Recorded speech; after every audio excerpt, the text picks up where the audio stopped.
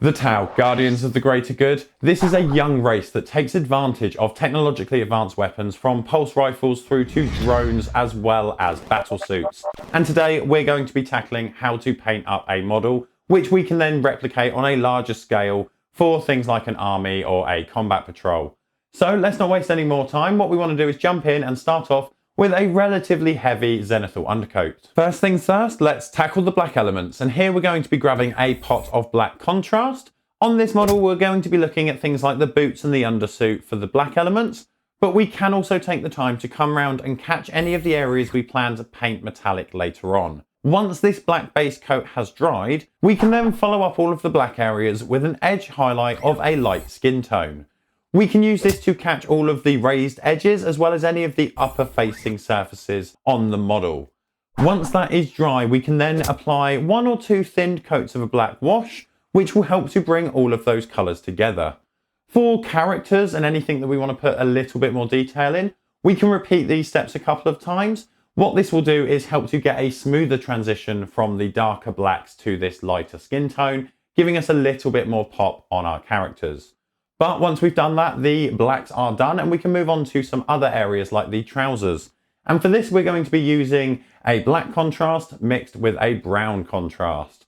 And then once we've got those mixed, we can move on with painting the trousers. For these two contrasts, we want to mix them together, aiming for roughly 50 to 75% of the mix being the black, with the rest of the mix being made up of the brown, giving us a nice deep brown base coat. This can then be applied to the trousers, which is the area we're aiming to be brown.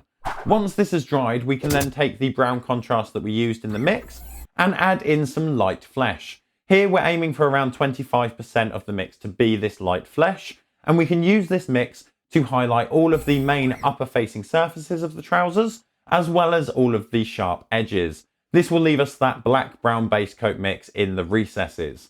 This can then be finished off with a final round of highlights, and for this what we want to do is add some more flesh to that last mix that we used. This time aiming for roughly 50-50 in regards to light flesh and brown contrast. Using this to go around and do some thin edge highlights on the trousers and the sharpest points. This should give us a nice transition from the dark recessed fabric colours all the way up to a lighter worn desaturated tone. And with the trousers done, we can move over to the iconic Tau armour. For the armour, we can start off with a base coat of a mid-red brown, which in this case we're going to be making by mixing Doomball Brown and XV88 from Citadel in roughly a 50-50 mix. And this base coat will be used to cover all of the sections we want in that typical yellow Tau armour. Once it is dry, we can move on to doing some layers using our lighter brown from the mix, so in this case the XV88.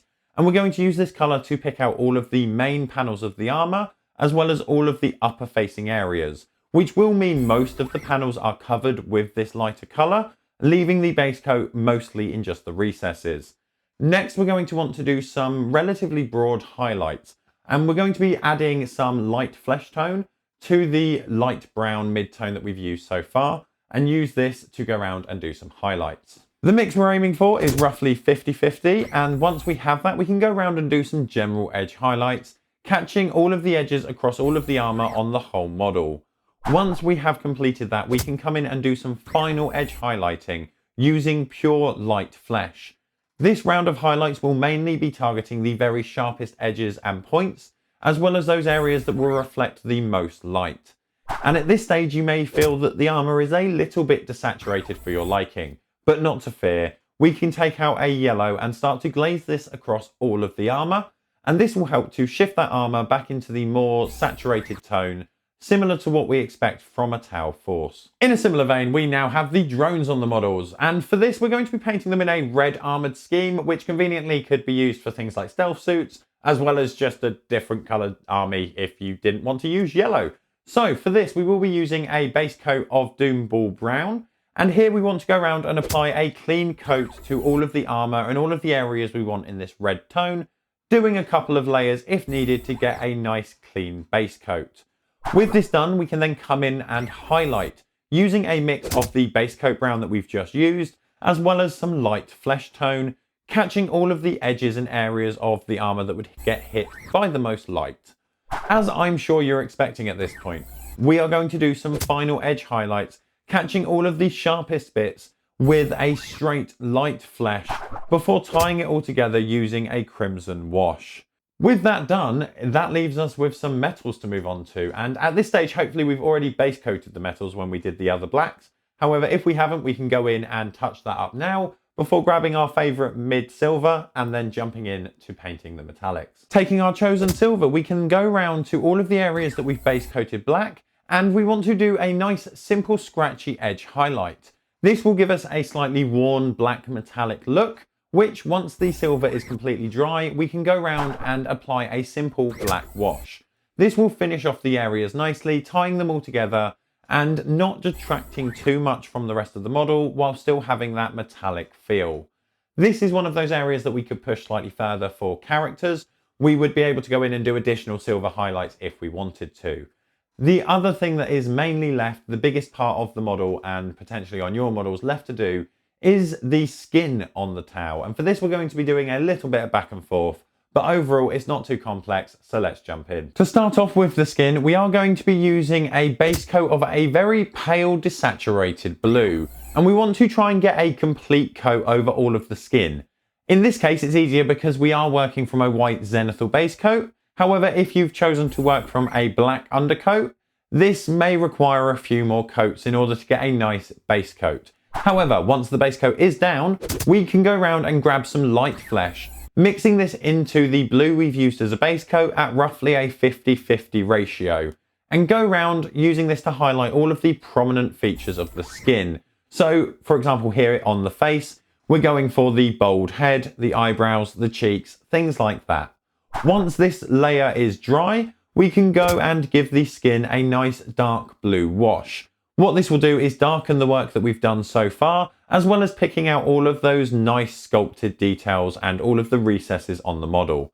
As usual, when we're using things like washes, we do want to make sure that we go in and mop up any overspill or any excessive pooling, so that we don't get any unsightly tidal blobs or just overly excessive depth of pigment in any particular area. Once this wash is dry, we can then essentially repeat the last steps. We're going to be starting off with the desaturated blue.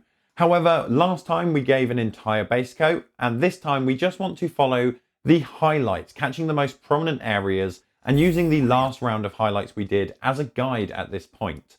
Once that's dry, we can then take the 50-50 mix of the desaturated blue and the skin tone and do some final very spot point highlights, catching the most prominent edges of the most prominent details on the face. Then what we can do is go around and touch up the eyes, put a little bit of dot of black into the eyes at your own peril, and then it's a case of moving on to the myriad of smaller details which we'll rattle through as soon as possible. Starting off, we have the hair, and not covering this in too much detail, it gets the same treatment as the other blacks, starting with a black contrast, a flesh highlight, and then a black wash. The other aspect we have is the various reds across the model, and these are just going to get a simple red contrast layer and leave them as they are. If there's a lot of them on the model, we could choose to go around and do a red highlight on top of this, but for this model, these are perfectly fine. The red areas on this is just the sword bandage as well as the hair braids. For the feet, this is nice and simple. We're going to do a skin base coat, followed by a thinned down black contrast wash to bring out the various sculpted details, as we don't really want to be drawing a lot of attention to the feet. Then we have the various lenses on the drones as well as his headpiece. These are getting a nice simple red contrast layer, and then we are going to give it an optional gloss varnish. The only thing that leaves is the headpiece of this particular model, and it's painted in the same way that we painted the rest of it, the blacks and the silvers and everything like that. The only independent thing that is different is the white armor on the headpiece. And the reason I haven't done that here is, one, it was quite a small piece of this particular model.